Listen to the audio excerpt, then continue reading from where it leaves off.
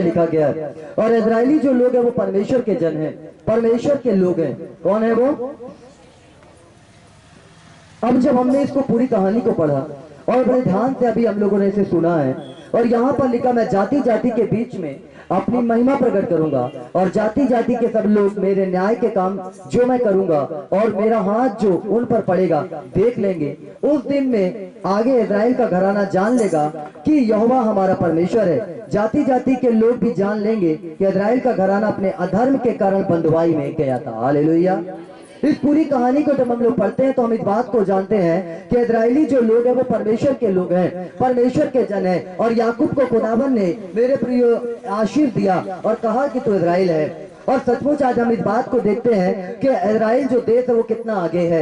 Hallelujah. लेकिन हम ना इजराइल देश के पास जाएंगे, ना ही हम याकूब के पास जा रहे हैं। लेकिन हम इसमें से एक बात देखने की कोशिश करेंगे कि जब जब लोग परमेश्वर की आज्ञाओं को नहीं माने हैं, जब जब परमेश्वर के लोगों ने पाप किया, गुनाह किया है, जब जब परमेश्वर के लोगों ने गलत रास्ते का चुनाव किया है, तब तब परमेश्वर के लोगों को मेरे प्रिय बंधुआई में जाना पड़ा है। हालेलुया। जब जब हम मसीह को नहीं जानते या जानते हैं, और मेरे प्रिय अगर हम जानने लगे मसीह को और उसके बावजूद भी अगर हम पाप करते हैं, उसके बावजूद भी अगर हम गुनाह करते हैं, तो मेरे प्रिय बात को हमें जानना चाहिए कि हमें बंधुआई में जाना ही पड़ेगा। समझ लो इस बात को। और मेरे प्रिय जब हम बंधुआई में चले जाते हैं, जब बंधुआई का मतलब क्या होता है? कोई हमें बांध नहीं लेता, परंतु मेरे प्रिय बंधुआई का मतलब ये होता है कि जब तुम अपने पाप और गुनाहों में रहकर अपने जिंदगी का निर्वाह कर रहे हो, जब तुम पाप को अपने जिंदगी में लेकर चल रहे हो, तब आपका ऊपर एक बंधुआई आता है। और वो बंधुआई कैसा होता है? वो बंधुआई बीमारी हो सकती है, वो बंधुआई गरीबी हो सकती है, वो मेरे प्रिय बंधुआई जो है लोगों का टॉर्चर हो सकता है। और ये बंधुआई में आप चले जाते हैं। इस बात को याद रखें। आप जब परमेश्वर की आज्ञाओं का पालन नहीं करते हैं, जब आप परमेश्वर के बताए हुए रास्ते पर नहीं चलते हैं, जब आप परमेश्वर की इच्छा के अनुसार अपने जिंदगी को नहीं जीते हैं, तब तक परमेश्वर आपको बंधुआई में डाल देता है। हालेलुया। और इस बात को आपको जानना और समझना चाहिए कि अगर आपको बंधुआई से निकलना है, यदि आपको बंधुआई से बाहर आना है, यहाँ पर परमेश्वर कहता है कि अब इजराइल का घराना जान लेगा कि मैं यहोवा परमेश्वर हूँ, और जाति जाति के लोग जान लेंगे कि मैं परमेश्वर हूँ। हालेलुया। खुदावन कभी भी अपने लोगों को ऐसे नहीं छोड़ता है, लेकिन मनुष्य पाप और गुनाह करके, पाप के रास्ते पर जाके, गुनाह के रास्ते पर जाकर अपने आप को स्वयं क्या करता है? बंधुआई में डाल देता है। परमेश्वर ने जब मनुष्य को इस धरती पर भेजा, हम सब मेरे प्रियो पैदा हुए हैं, और परमेश्वर जब इस दुनिया में एक किसी का जन्म करता है, तो बचपन से वो बच्चा कोई गुनाहगार नहीं हो जाता। हाँ ठीक है, इस बात को बाइबल बताती है कि मेरे प्रियो हम जन्म से ही पापी हैं, है ना? पाप से ही हमारा जन्म हुआ है, पाप से ही हम जन्मे हैं। और मेरे प्रियो पाप के द्वारा जब हमारा जन्म हुआ है, लेकिन एक बात को हमें जानना और समझना चाहिए कि कोई भी छोटा बच्चा, कोई भी जन, मेरे प्रियो कोई पाप नहीं करता है। लेकिन कई बार हम इस बात को देखेंगे और समझेंगे, जानेंगे कि कई बार अगर हम इस बात को देखते हैं कि छोटे बच्चे का जन्म होता है, छोटे बच्चे ने जन्म लिया, उसने कोई पाप नहीं किया, उसने कोई गुनाह नहीं किया, उसने कोई भी ऐसे गलत कामों को नहीं किया, है ना? कोई भी ऐसी बातें नहीं आई, लेकिन फिर भी बचपन से ही एक बंधुआई उसके ऊपर चलने लगती है ना? एक बंधुआई में वो जीवन को जीने लगता है। हो सकता है बचपन से उसके जीवन में मेरे प्रियो गरीबी ने घेर लिया, हो सकता बीमारी ने उसको घेर लिया, हो सकता तकलीफों ने उसे घेर लिया, हो सकता कोई ऐसे रोग ने उसको घेर लिया। लेकिन ऐसा क्यों हो रहा है? क्योंकि बच्चे ने तो कोई पाप नहीं किया, उस बच्चे ने तो कोई गुनाह नहीं किया, उसने तो कोई ऐसे गलत काम नहीं किए, लेकिन वो बच्चा बंधुआई में क्यों चला गया? वो बच्चा बंधुआई में क्यों चला गया? तो इस बात को हमें जानना चाहिए कि कहीं ना कहीं मेरे प्रियो, जो बाप दादाओं का श्राप है, जो बाप दादाओं का बंधन है, जो श्राप ऊपर पड़ा है, जो बंधुआई उनके द्वारा आई है, वो बंधुआई उन बच्चों के ऊपर चली जाती है। हालेलुया। लेकिन परमेश्वर चाहता है कि तुम उन चीजों से आजाद हो जाओ। परमेश्वर चाहता है कि तुम उस बंधुआई से आजाद हो जाओ। हम पाप और गुनाह को करके, हम मेरे प्रियो नाना प्रकार के गलत कामों को करके अपने आप को खुद बंधुआई में डाल देते हैं, है ना?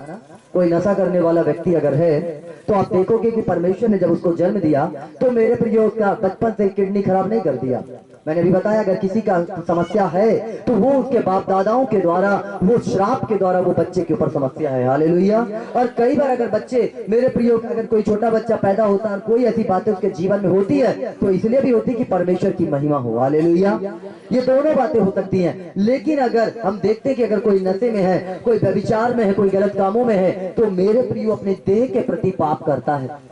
और देह के प्रति जब वो पाप करता है तो उसकी देह क्या होती है, बंधुआई में चली जाती है ना। उसका शरीर जो है वो बंधुआई में चला जाता है। बंधुआई में जाने का मतलब कि मेरे प्रियो बीमारी उसको घेर लेती है, समस्याएं उसको घेर लेती है, तकलीफें उसको घेर लेती है। और मेरे प्रियो जब वो नशे और किसी प्रकार के गलत कामों में अपने जीवन को जीता है तो क्या होता है कि वो बंधुआई में चला गया, है ना।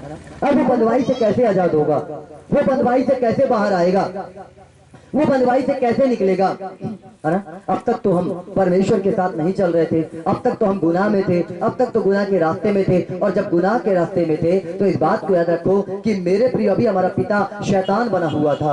और जब शैतान हमारा पिता है तो बाइबल बताती है कि चोर और किसी काम के लिए नहीं, चोरी करने, घात करने और नष्ट करने के लिए आता है। जो आपका पिता था और उसी तरीके से शैतान, जब संसार में आप पाप में लीन होकर जिंदगी जी रहे थे तो शैतान आपका पिता बनकर आपकी अगुवाई कर रहा था। और मेरे प्रिय उसने आपके जीवन में एक बंधुआई को डाल दिया, बीमारी को डाल दिया, समस्याओं को डाल दिया, गरीबी को डाल दिया, तकलीफों को डाल दिया। और इन समस्याओं में आप जी रहे हैं, इन समस्याओं में आप तकलीफों में जी रहे हैं। लेकिन फिर एक दिन एक मोड़ आपकी जिंदगी में आता है और यीशु मसीह के साथ आपका मुलाकात होता है ना। अभी जब हम ऊपर पड़े हैं तो यहाँ परमेश्वर खुद बोल रहा है कि ये लोग क्या है, तब इस्राएल का घराना अपने अधर्म के कारण बंधुआई में गया, क्योंकि उन्होंने मुझे ऐसा विश्वासघात किया क्योंकि उन्होंने मुझसे ऐसा विश्वासघात किया कि मैंने अपना मुंह उनसे मोड़ लिया। हालेलुया।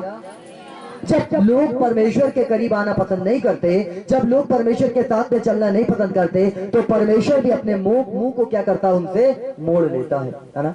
परमेश्वर भी अपने चेहरे को उनसे अलग कर देता है। और जब परमेश्वर चेहरे को अलग करता है तो फिर कुछ दिखाई नहीं देता, कुछ समझ में नहीं आता। और उसी बात को परमेश्वर यहाँ बताना चाह रहा है। जब तक हम परमेश्वर को नहीं जानते थे, हम बंधुआई में जी रहे थे, हम समस्याओं में थे, हम गरीबी में जी रहे थे, हमारे ऊपर गरीबी का श्राप पड़ा हुआ था, हमारे ऊपर बीमारियों का श्राप पड़ा हुआ था। हम पैसा तो कमाते थे लेकिन उस पैसे को शैतान चोरी करके ले जाता था। हम मेरे प्रिय अपने जिंदगी में जो अच्छा काम करने की कोशिश करते थे वो काम को तुरंत शैतान बर्बाद कर देता था। मैं कल एक भाई से बात कर रहा था, मैंने बोला कि जब हम परमेश्वर के साथ में पहले नहीं चलते थे तो हमने देखा कि कोई काम अगर हम कर रहे हैं तो मेरे प्रियो हमारे काम को शैतान असफल कर देता था।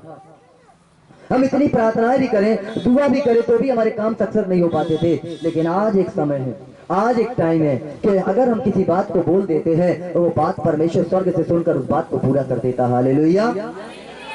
लेकिन ऐसा क्यों होता है? क्योंकि हम बंधुआई से छूट गए। अभी जब तक हम बंधुआई में थे, परमेश्वर ने मुंह मोड़ा था तो ना परमेश्वर की आवाज आ रही थी, ना परमेश्वर के शब्द सुनाई दे रहे थे, ना परमेश्वर की कोई बातें हमारी जिंदगी में थी। और ये इसलिए हो रहा था कि कहीं ना कहीं मेरे प्रिय पाप में हम जिंदगी को जी रहे थे। यदि मान लीजिए हमने पाप नहीं भी किया तो हमारे बाप दादाओं के जो पाप और गुनाह उन्होंने अपनी जिंदगी में किया है उसके श्राप हमारे साथ में चलने लग जाते हैं। याद रखो, है ना। एक छोटा बच्चा कोई पाप नहीं करता, गुनाह नहीं करता, लेकिन फिर भी उसे सहना पड़ता है, फिर भी उसे दर्द सहना पड़ता है, फिर भी उसको, मैं ऐसे आप देखो बहुत सारे ऐसे छोटे छोटे बच्चों को आप देख लोगे कि वो छोटे छोटे बच्चे भी कैंसर और नाना प्रकार की बीमारियों से जूझ रहे हैं। आखिर क्यों जूझ रहे हैं? क्यों ऐसी बातें उनकी जिंदगी में? उन्होंने क्या पाप किया, उन्होंने क्या गुनाह किया? या तो वो बातें उनके जिंदगी में परमेश्वर की महिमा के लिए है, या तो उनके बाप दादाओं का श्राप उनके ऊपर है, या तो मेरे प्रिय वो पीड़ा उनके ऊपर है और वो बच्चों को वो बातें सहनी पड़ रही है। हालेलुया। लेकिन परमेश्वर चाहता है, यीशु मसीह चाहता है कि यहाँ पर लिखा हुआ है, जब हम देखते हैं, मैंने उनकी अशुद्धता अपराधों ही के अनुसार उनसे बर्ताव करके उनसे अपना मुंह मोड़ लिया है। परमेश्वर ने अपराध और गुनाह के कारण अपने मुंह को जो क्या किया है, मोड़ लिया है। और मनुष्य फिर इसलिए परेशान है, वो क्या करें, यहाँ तो जा रहे हैं, है ना, वहां जा रहे हैं, यहाँ जा रहे हैं, कुछ समाधान नहीं हो रहा, कोई रास्ता मुझे नहीं मिल रहा, कोई मार्ग मुझे समझ में नहीं आ रहा, मैं क्या करूं, मैं कौन से रास्ते पे जाऊं। ऐसी बातें हम व्यक्तिगत अपने जीवन में कहने लग जाते हैं, ऐसी बातें हम बोलने लग जाते हैं। क्योंकि ये बातें हम क्यों बोल रहे हैं? क्योंकि बंधुआई में अभी हम हैं, है ना, बीमारी का बंधवाई है, गरीबी का बंधवाई है, श्राप है हमारे ऊपर, और उस बंधवाई में हम जिंदगी जी रहे हैं। हम काम तो कर रहे हैं, हम नौकरी तो कर रहे हैं, हम बिजनेस तो कर रहे हैं, हम सेवकाई तो कर रहे हैं, हम गा तो रहे हैं, हम बजा तो रहे हैं, फिर भी मेरे प्रियो एक बंधवाई हमारे ऊपर डली हुई है ना। और वो बंधवाई कब खुलेगी? अभी मैंने बोला नाचो, बहुत सारे लोग नाचने लगे, है ना। क्यों? जब से जिसके पास गया, जिसको जिसको छूता गया, वो खूब नाचने लगे, क्योंकि मैं नाच रहा था। जो मेरे ऊपर है वो आपके ऊपर ट्रांसफर होगा, हालेलुया, है ना। जो मेरे साथ है वो आपके ऊपर होगा, क्योंकि परमेश्वर मेरे प्रति उस अभिषेक को ही देना चाहता है। और यहाँ पर जब हम लोग आगे बढ़ते हैं, जब तक जुआ हमारे कांधों पर रखा है, जब तक जुआ हमारे कंधों पर शैतान ने रख दिया है, वो मेरे प्रियो जुआ हम नहीं तोड़ेंगे, उस जुए को अलग नहीं करेंगे, तब तक हम सफल नहीं हो सकते। मैं लगातार इसीलिए अभिषेक के बारे में प्रचार कर रहा हूँ, है ना। अब ये अभिषेक हमारे जिंदगी में क्यों नहीं काम करता है? क्योंकि एक जुआ रखा गया है, एक बंधवाई हमारे ऊपर है, हमारे काम नहीं बन पा रहे, हम सफल नहीं हो पा रहे, सफलता के रास्ते में दिखाएं, हम रास्ता तो है, देख तो रहे, अरे देखो ना वो मेरा साथी कितना आगे निकल गया, देखो ना वो मेरी बहन कितना आगे निकल गई, देखो मेरे घर परिवार के लोग कितने आगे निकल गए, लेकिन आज मैं उस दशा में क्यों बैठा हूँ? आज मैं उस जगह पे क्यों बैठा हूँ? आज मेरे जीवन में परेशानियां क्यों हैं? इसलिए है क्योंकि वो बंधवाई आपके ऊपर पड़ी है। मेरे प्रियो, उस बंधन में आप हैं, वो जुआ आपके कांधे पर रखा गया है, लेकिन परमेश्वर उस जुए को आज की सुबह आपके जिंदगी में से हटाना चाहता है, हालेलुया। तो आगे हम पढ़े, परमेश्वर का वचन क्या कहता है। 25वां पद पढ़ते जाए जल्दी जल्दी। हाँ पढ़िए, हाँ पढ़ते जाइए। इसलिए परमेश्वर यहोवा यूं कहता है, इसलिए परमेश्वर यहोवा यूं कहता है, अब मैं याकूब को बंधुआई से लौटा लाऊंगा, अब मैं याकूब को बंधुआई से लौटा लाऊंगा, और इजराइल के सारे घराने पर दया करूंगा, और इजराइल के सारे घराने पर दया करूंगा, और अपने पवित्र नाम के लिए मुझे जलन होगी, और अपने पवित्र नाम के लिए मुझे जलन होगी। ध्यान से सुनना, परमेश्वर यहाँ पर पहले तो दूसरी बातों को कहा ऊपर, पहले तो बोला कि मैंने अपना मुंह फेर लिया है, क्योंकि इनके गुनाह, इनके पाप इतने हो गए, और मैंने अपने चेहरे को इनसे अलग कर लिया, अब मैं इनकी नहीं सुनूंगा। अब ये बहुत सारी ऐसी बातें लिखी है, और मेरे प्रियो, लेकिन अब नीचे परमेश्वर को दूसरी बातों को कह रहा है ना, कुछ दूसरी बातों को बता रहा है। फिर से पढ़िए 25वां पद क्या कहता है। इसलिए परमेश्वर यहोवा यूं कहता है, इसलिए परमेश्वर यहोवा यूं कहता है, अब मैं याकूब को बंधुआई से लौटा लाऊंगा, अब मैं याकूब को बंधुआई से लौटा लाऊंगा, और इजराइल के सारे घराने पर दया करूंगा, इजराइल के सारे घराने पर दया करूंगा, और अपने पवित्र नाम के लिए मुझे जलन होगी। बस बस बस, अपने पवित्र नाम के लिए मुझको क्या होगी? जलन, जलन होगी। और आगे पढ़िए थोड़ा सा। तब उस सारे विश्वासघात के कारण, तब वो सारे विश्वास के घात के कारण जो उन्होंने मेरे विरुद्ध किए, जो उन्होंने मेरे विरुद्ध किए, वे लज्जित होंगे, वो लज्जित होंगे, हालेलुया। सारे विश्वासघात के कारण जो लोगों ने मेरे साथ विश्वासघात किया, उनको बता रहा है कि उन्हें क्या होना पड़ेगा? लज्जित होना पड़ेगा। जो परमेश्वर की आज्ञाओं को नहीं मानता, जो परमेश्वर के साथ में नहीं चलता, तो सचमुच मेरे प्रियो उन लोगों को लज्जित होना पड़ता है ना। वो लोगों को लज्जित होना पड़ता है। परमेश्वर यदि आपको रास्ता बता रहा है, खुदावन आपको मार्ग बता रहा है, परमेश्वर बता रहा है कि आप मेरे बेटा मेरी बेटी, तुम इस रास्ते पे चलो, तुम इस मार्ग पे चलो, तुम्हारे लिए रास्ता ये है। जब दाएं और बाएं मुड़ने लगो तो पीछे से आवाज आएगी कि रास्ता ये है, इसी पे चलो, हालेलुया। लेकिन बावजूद इसके कि हम उस रास्ते को छोड़ देते हैं, मेरे प्रिय, उस रास्ते से अलग हो जाते हैं। ओ नहीं नहीं, हम अगर चर्च जाएंगे ना तो बहुत सारे लोग क्या बोलते हैं, अरे ना बाबा मना, वहां ना जाना, वहां जाओगे तो ऐसा हो जाएगा, वहां जाओगे तो वैसा हो जाएगा। बहुत सारी गलत फहमियां जो है इंसान की, वो इंसान को बर्बाद कर रही है ना। बहुत सारी गलत चीजें जो है वो इंसान को बर्बाद कर रही है। परमेश्वर भी यहाँ पे अपने वचन में कहता है कि मुझे क्या, जो उस पर वो, तब उसने सारे विश्वासघात के कारण जो उन्होंने मेरे विरुद्ध किया, वे लज्जित हो जाएंगे। जो लोग परमेश्वर के साथ विश्वासघात करते हैं, उन्हें लज्जित होना पड़ता है, हालेलुया। लेकिन परमेश्वर अपने लोगों के लिए क्या कहता, पढ़िए आगे।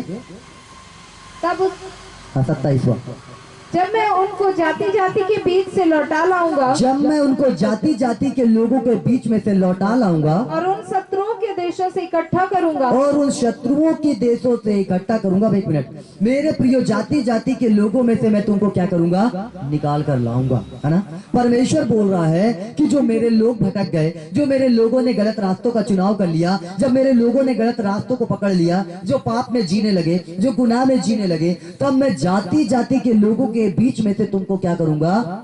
निकालूंगा, हाँ? तुमको अलग करूंगा, तुमको अपना बेटा बनाऊंगा, तुमको अपनी बेटी बनाऊंगा, और तुम वहां में से उस जगह में से निकलोगे। और आगे पढ़िए क्या कहता है।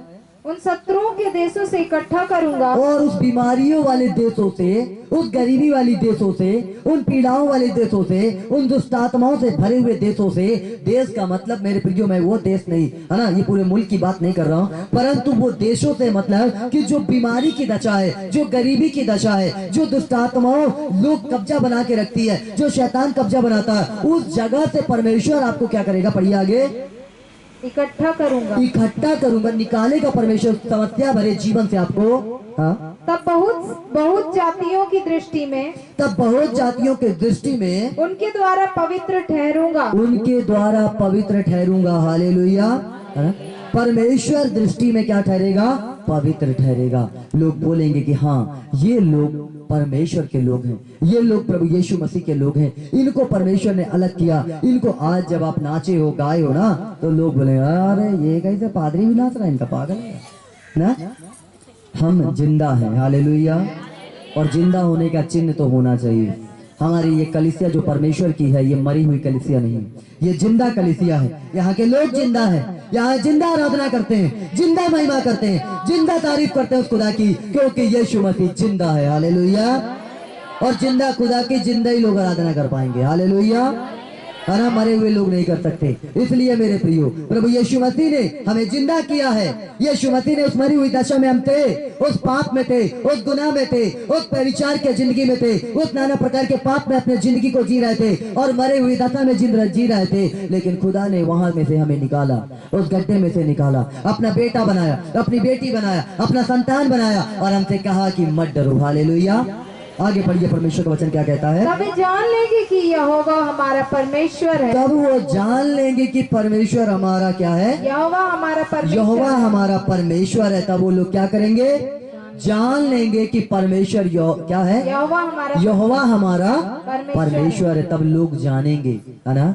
आज लोग जानेंगे जब देखेंगे अरे यूट्यूब में बड़ा नाची है कलीसिया, है बहुत नाच रही है ना। मेरे प्रिय, वहां तो धर्मेंद्र नचवाया था नाच, है ना, लेकिन यहाँ यीशु मसीह हम लोग को नचवा दिया। नाचो, हालेलुया, नाचो। जब नाचोगे, परमेश्वर की महिमा करोगे। वो लोग नहीं जानते गीत क्या होता है, जो लोग उसमें नहीं गए मेरे प्रियो, उनको नहीं पता कि गीत क्या होता है ना, आराधना क्या होती है, नाचना क्या होता है। जो लोग गए उन्हें पता है। हालेलुया, है ना।